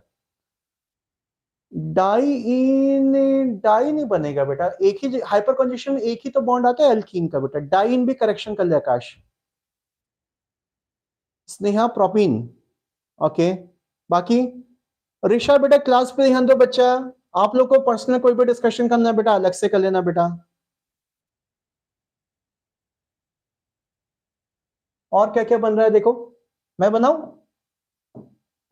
देखो देखो देखो, अगर मैंने इसका H तोड़ दिया तो यहां से बना CH3 CH2 CH2। देखो अगर किसी को नहीं समझ में आया बेटा, रेडिकल ये बन गया ना, ये वाला इंटरमीडिएट बना इसमें। इसी का पहले एल्कीन बना के कहानी खत्म कर देते हैं। कैसे बनेगा, सिर्फ पड़ोस वाले कार्बन से H हट जाता है, ये sp3 वाला कार्बन H हटा देगा और वो अपना यहां पर जो रेडिकल दे देगा, -H रेडिकल अलग कर देता हूं। तो इससे बेटा एक तो prop 1 इन बन गया, ठीक है ना बेटा। अच्छा अब एक काम करते हैं, ये वाला H हटा देते हैं इसमें।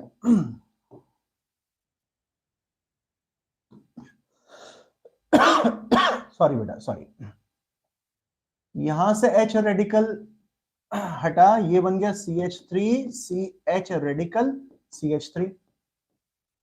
और इस पर हाइपर कॉन्जुगेशन दिखाओगे बेटा, इस पर तो एक ही बात है बेटा, चाहे लेफ्ट से बनाओ चाहे राइट से बनाओ, आइडेंटिकल सिचुएशन है।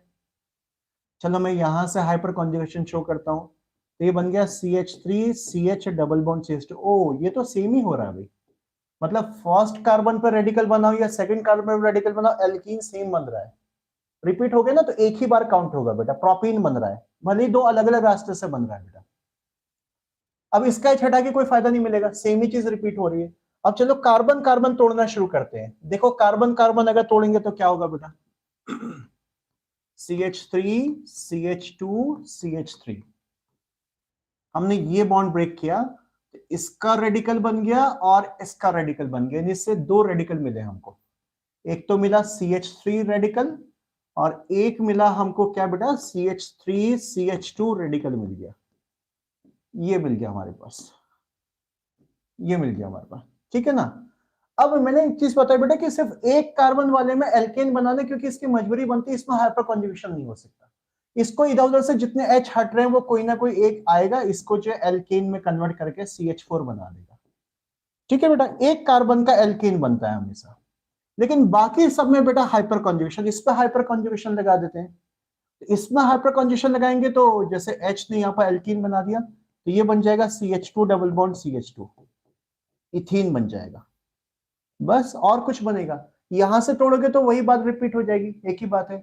तो क्या क्या बना आपने कलेक्ट किया बेटा, देखो क्या क्या बना, सारा कलेक्शन करो तो एक बार जरा, प्रोपेन के साथ क्या क्या बना। देखो प्रोपेन में बाई चांस की बात है कि prop 1 इन और prop 2 इन कुछ नहीं होता, प्रोपीन ही होता है। तो प्रोपीन बना, इथीन बना, मिथेन बना। देखो मैं यहाँ पर साइड में लिख रहा हूं, जरा समझना बेटा। अगर 3 कार्बन का आपको एल्केन दिया हुआ है तो आपने क्या बनाया, क्या बनते हुए देखा, इससे 3 कार्बन का एल्कीन बना, प्लस एक कार्बन कम करो, 2 कार्बन का एल्कीन बना प्लस 1 कार्बन कम करो, लास्ट में 1 कार्बन बचा तो उसका एल्केन बन गया, प्लस हाइड्रोजन बना दो चाहे तो, मतलब ऑर्गेनिक कंपाउंड 3 बनेंगे। ये तरीका है, यानी क्या तरीका ढूंढा बेटा कि जितने कार्बन का एल्केन दिया पहले उतने कार्बन की जितनी पॉसिबल एल्कीन हो सकती है 1 इन 2 इन वो बना लो, ठीक है बेटा। उसके बाद 1 कार्बन कट करो, छोटे एल्कीन बना लो, फिर एक और कार्बन कट करो और छोटा एल्कीन बना लो, फिर 1 कार्बन कट करो और छोटा एल्कीन बना लो। कार्बन कट करते जाओ, कट करते जाओ, कट करते जाओ, लास्ट में जब 1 कार्बन बचे तो उसका मीथेन बना देना और प्लस हाइड्रोजन लिख देना। ये टेक्निक होती है इसमें। समझ में आई कुछ बात मैंने क्या बोला? जैसे ब्यूटेन पे अप्लाई करते हैं, ब्यूटेन पे अप्लाई करते हैं, देखो ब्यूटेन के साथ क्या होगा। ब्यूटेन के साथ हमारे पास ब्यूटेन है, इसका पायरोलिसिस किया जा रहा है, इसको हमने बहुत हाई टेम्परेचर पे हीट कर दिया है, क्रैक हो जाएगा, पायरोलिसिस हो जाएगा, टूट जाएगा। ये कैसे? पहले जितने कार्बन का एल्केन दिया उतने कार्बन की एल्कीन, 4 कार्बन की एल्कीन, डबल बॉन्ड यहां भी आ सकता है, हो सकता है अगले कार्बन का रेडिकल बन जाए तो डबल बॉन्ड यहां भी आ सकता है। यानी पहले जितने कार्बन का बेटा एल्केन दिया है उतने कार्बन के सारे पॉसिबल एल्कीन एल्कीन एल्कीन बना लो। ब्यूट 1 इन, ब्यूट 2 इन, ब्यूट 3 इन तो होता नहीं बेटा, रिपीट हो जाएगा। ठीक हो गया यहां पर। अब 1 कार्बन कट करो, कट डाउन कर दो जल्दी से, इसमें से 1 कार्बन कट कर दिया तो 3 कार्बन का एल्कीन में से प्रोपीन बन गया। प्रोप में तो खैर प्रोपीन ही होता है बेटा, प्रोप 1 इन या प्रोप 2 इन तो होता नहीं है, ठीक है। अब 1 कार्बन और कट कर दो, 2 कार्बन का इथीन बन गया। 1 कार्बन और कट कर दो, 1 कार्बन का एल्कीन नहीं होता तो लास्ट में मैंने बोला मीथेन बना देना है। और प्लस ठीक है, अगर हाइड्रोजन भी दिखा सकते हो। ऑर्गेनिक प्रोडक्ट अगर पूछेगा तो खाली कार्बन वाले काउंट करना है बेटा, हाइड्रोजन को काउंट मत करना। कितने बन गए? 1 2 3 4 5, 5 तो कार्बन मतलब ऑर्गेनिक बन गए और 1 हाइड्रोजन बन गई इसमें, ठीक है ना। ऐसे बनाया जाता है। समझ में आ गई बात बेटा सबको? ये चीज है। आकाश क्या बेटा? नहीं, इथेन नहीं बेटा, इथेन प्रोपेन मत बनाना बेटा, क्योंकि 2 या 2 से ज्यादा कार्बन का इस केस में सब में एल्कीन देखा गया है बेटा, सब में एल्कीन देखा गया। बस लास्ट के 1 कार्बन वाले का मीथेन देखा गया है बेटा इसमें। ऐसे जैसे पेंटेन का बताओगे मुझको? चलो ये नोट करो जल्दी से, ये नोट करो जरा, पेंटेन में बताना पेंटेन की पायरोलिसिस से कितने ऑर्गेनिक प्रोडक्ट मिलेंगे। पेंटेन में कितने ऑर्गेनिक प्रोडक्ट मिलेंगे? पेंटेन में कितने ऑर्गेनिक प्रोडक्ट मिलेंगे? ऑर्गेनिक प्रोडक्ट मिलेंगे। पेंटेन पेंटेन पेंटेन पेंटेन, जल्दी बताओ जल्दी बताओ। 1 2 3 4 5 कार्बन का हीट किया जा रहा है। पेंटेन में कितने ऑर्गेनिक प्रोडक्ट मिल रहे हैं बेटा?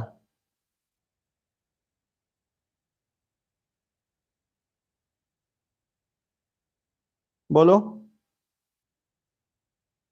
टेक्निक से जाओ, मतलब पूरा मेथड से क्यों जाना है? मेथड भी बता दिया मैंने, मैकेनिज्म कैसे होता है, और टेक्निक भी डायरेक्ट बता दिया बेटा।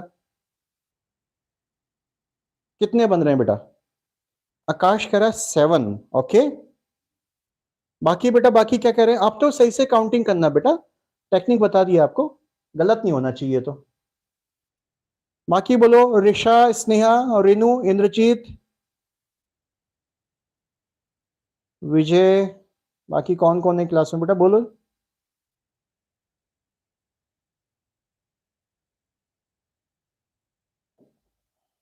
आई थिंक ये कर लोगे ना बेटा, मैं बस एक लास्ट रिएक्शन करा दूं इसमें, कर लोगे ना बेटा? अच्छा, आकाश कह रहा है 7 प्लस हाइड्रोजन, ऋषा कह रही है 6, इंद्रजीत भी 6 कह रहा है। ऐसे क्यों कहते हो बेटा? अभी एक की गलती कर रहे हो तुम लोग। भाई क्या बना इसमें? एक तो बना पेंट 1 इन बन रहा होगा, ठीक है। एक बन रहा होगा पेंट 2 इन बन रहा होगा, ठीक है। और इसमें पेंट 3 इन होगा क्या? पेंट 3 इन कोई चीज नहीं होती, 1 2 3 नहीं, रिपीट नंबरिंग यहां से हो जाएगी। बस पेंट 1 इन, पेंट 2 इन। अब 1 कार्बन कट कर देते हैं तो 4 कार्बन का बनेगा ब्यूट 1 इन और ब्यूट 2 इन बनेगा, ठीक है ना बेटा। अब 1 कार्बन फिर कट करो, ये तो 4 कार्बन वाले हो गए, 3 कार्बन का प्रोपीन बनेगा। 1 कार्बन फिर कट करो, 2 कार्बन का एल्कीन बनेगा। 1 कार्बन कट, लास्ट में 1 कार्बन वाले देके मीथेन बन गया। अगर हाइड्रोजन को काउंट नहीं करें, मैंने सिर्फ ऑर्गेनिक बोले थे, तो 1 2 3 4 5 6 7 7 बन रहे हैं बेटा, 7 बन रहे हैं।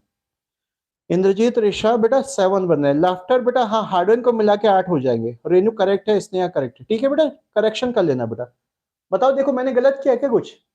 7 बनेंगे बेटा, 7 7 7। एक बेटा फालतू फालतू रिएक्शन रह गई, एक दो रिएक्शन करा दूं, जल्दी जल्दी लिख लो बेटा उसको।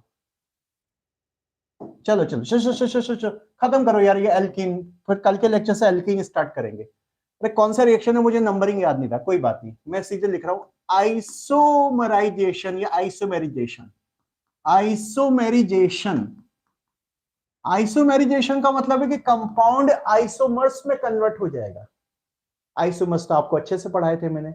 कौन से आइसोमर्स? स्ट्रक्चरल। एल्केन में तो स्ट्रक्चरल आइसोमेरिज्म जितना पढ़ा था, मतलब स्ट्रक्चर चेंज कर देना, चेन ही होता है जनरली एल्केन के अंदर तो बेटा। तो जो भी एल्केन को आइसोमराइज करा रहे हैं तो वो अपने पॉसिबल चेन आइसोमर्स में कन्वर्ट हो जाएगा। तो आइसोमर्स में कन्वर्ट करने की टेक्निक भी होती है। वहां पर मैंने बोला था ना कि आइसोमर्स तो वैसे अलग अलग कंपाउंड होते हैं, लेकिन आइसोमर्स को कन्वर्ट करने की, एक दूसरे में कन्वर्ट करने की ये प्रोसेस भी होती है, आइसोमेराइजेशन प्रोसेस बोलते हैं। इसमें क्या किया जाता है ना बेटा, AlCl3 के साथ एनहाइड्रस लिख लो, एनहाइड्रस AlCl3 के साथ हीट किया जाता है एल्केन को 300 400 के अराउंड हीट तो करना ही बेटा, वो एक तरह से कहीं ना कहीं कुछ रेडिकल मैकेनिज्म, इसका मैकेनिज्म वगैरह कोई डिटेल नहीं, फालतू रिएक्शन है, बस रिएक्शन लिख रहे हैं। जैसे देखो ये 4 कार्बन का मैंने एल्कीन ले लिया, सबको पता है कि एन ब्यूटेन है, तो एन ब्यूटेन किस में चेंज जाएगा? आइसोब्यूटेन में चेंज जाएगा, बस खत्म खत्म, बस ऐसे लिखना है। पेंटेन होगा तो पेंटेन का आइसोपेंटेन और नियोपेंटेन बना देना, जितने पॉसिबल आपको लगता है आइसोमर वो बना देना, स्ट्रक्चर वाले चेन वाले बस, ठीक है, ये कर देना। ये चीज आइसोमराइज आइसोमर्स में कन्वर्ट हो जाता है, बस लिख लो, कैजुअली रिएक्शन लिख लो कुछ ऐसे, इसमें और क्या लिखोगे स्टेटमेंट, लिखना तो लिख लो कि given alkane converts into its structural isomers, given alkane converts into its structural isomers. बेटा रिंग वाले में नहीं, आकाश बेटा अच्छा क्वेश्चन पूछते हो बेटा, रिंग वाले में नहीं, ओपन एल्केन ही हम पढ़ रहे हैं बेटा। तो ओपन एल्केन अपने पॉसिबल जो चेन आइसोमर्स हो सकते हैं उनमें कन्वर्ट हो जाएगा। पोजीशन भी खिसा करिए तो वो भी बना देना, मिक्सचर मिल जाता है, कई सारे जो पॉसिबल एल्केन्स हैं आपके आइसोमर्स हैं उन सबका मिक्सचर मिल जाएगा, ठीक है।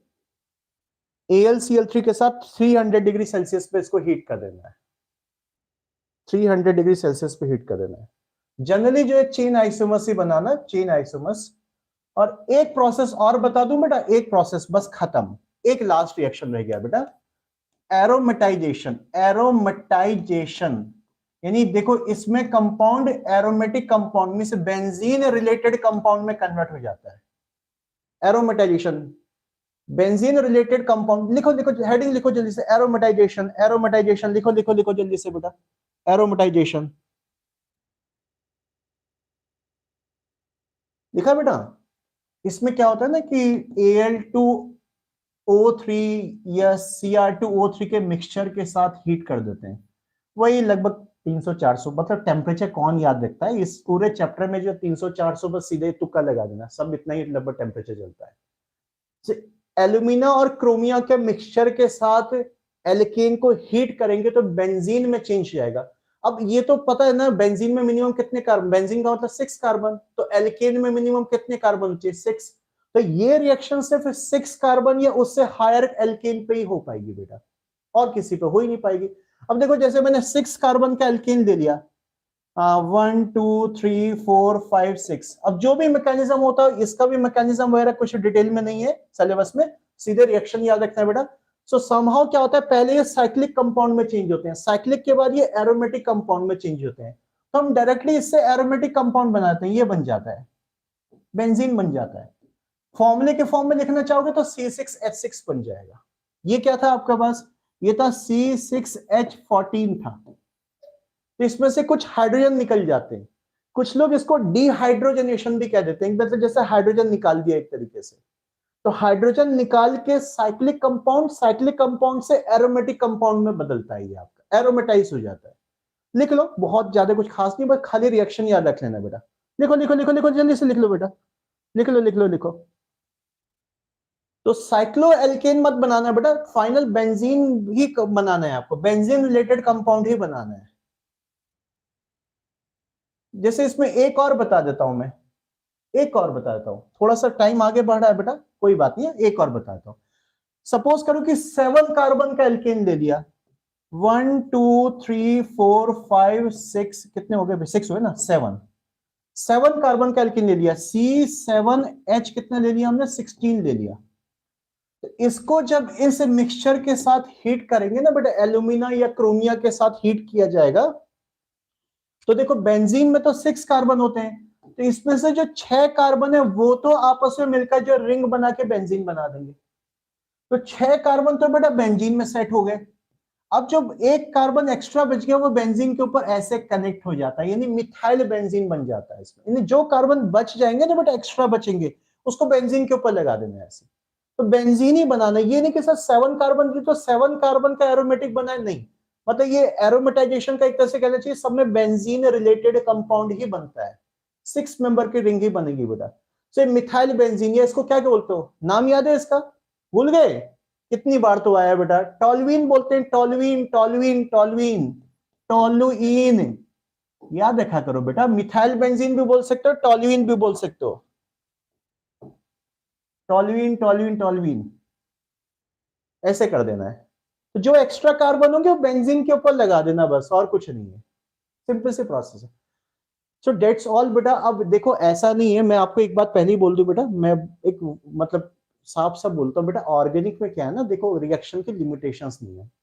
आप जितनी बुक पढ़ोगे बेटा, उन बुक में कोई ना कोई अपनी स्पेशल बिना बात के फालतू फालतू रिएक्शंस लिखी, उतनी बेटा फालतू रिएक्शन मत पढ़ना, क्योंकि ऐसा थोड़ी ना कि हमें रिसर्च करनी है, हमें 5 साल तक यही पढ़ते रहना है बेटा। हमारे सामने एग्जाम में, कुछ के सामने अभी 1-2 महीने के बाद एग्जाम में, जो 11th वाले स्टूडेंट है 1 साल के बाद एग्जाम में अपियर होंगे बेटा, तो हमें उतना नहीं करना, हमें सिलेबस पर ध्यान रखना है। तो जितना मैं करा रहा हूँ वो आपका जेई और नीट के पॉइंट ऑफ व्यू से सब करा रहा हूँ। बाकी देखो कहने को तो मैंने बोला बेटा, रिएक्शन हो सकता है किसी का, आप अपनी स्कूल की बुक में देखोगे तो रिएक्शन में भी 1-2 और मिल जाए, तो ये नहीं कि मुझसे नाराज है सर आपने C+O2 नहीं लिखवाई थी, अरे क्या फर्क पड़ गया, मतलब वो छोटी मोटी कुछ रिएक्शन रह गई मुझसे जो आपके स्कूल में बोर्ड की बुक्स में, तो देख लेना, नहीं समझ में आता तो पूछ लेना। बट मैंने बेटा जितना सिलेबस में मेंशन है वो सारी रिएक्शन यहाँ पर डिटेल के साथ करा दी, जितना डिटेल इस कंबाइंड बैच में हो सकता था। ठीक है बेटा, बहुत टाइम आज निकल गया बेटा, एल्केन का टॉपिक हो चुका है। कल हम जो फ्रेश टॉपिक लेके चलेंगे, बहुत ही इंटरेस्टिंग टॉपिक है बेटा, एल्कीन। एल्कीन में भी अच्छा खासा टाइम लगेगा बेटा, कोई बात नहीं, टाइम लगने दो, कोई ऐसी बात नहीं बेटा। मैं ट्राई कर रहा हूँ बट बेटा स्पीड बन नहीं पा रही, क्या करूँ, और कितना स्पीड बनाऊं मुझे खुद नहीं समझ में आता है, फिर सारा स्किप हो जाएगा नहीं तो बेटा। ठीक है, सो कल एल्कीन स्टार्ट करेंगे। चलो बेटा अब गुड नाइट बोलते हैं बेटा, सी यू बेटा, thank you, God bless you.